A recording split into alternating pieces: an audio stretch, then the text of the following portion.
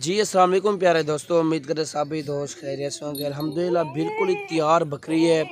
और इसका दूसरा सुबह अल्हम्दुलिल्लाह ये आप देख सकते हैं। चीज़ आप देखें, क्वालिटी आप चेक कर सकते हैं, प्योर ओरिजिनल चीज़ है।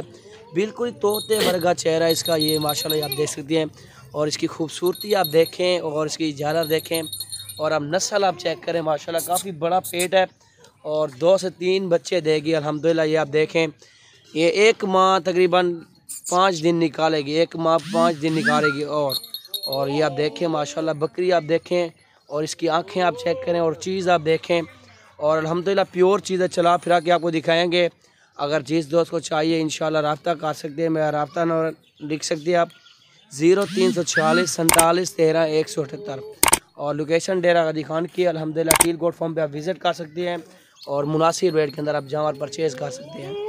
जी आप देखिए इधर काफ़ी बड़ी हाइट के अंदर बकरी और प्योर राजनपुरी ओरिजिनल बकरी।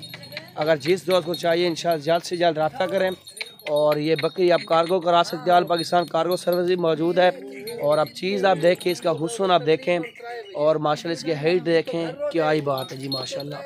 दांतों में 6 दांत और दूसरा सुबह माशाल्लाह गारी हो यार। नस्ल आप देखें और चीज़ देखें। अगर इस तरह की जितनी तादाद में जानवर चाहिए इंशाल्लाह जल्द से जल्द रब्ता करें। और रेट भी इंतहाई मुनासिब होगा।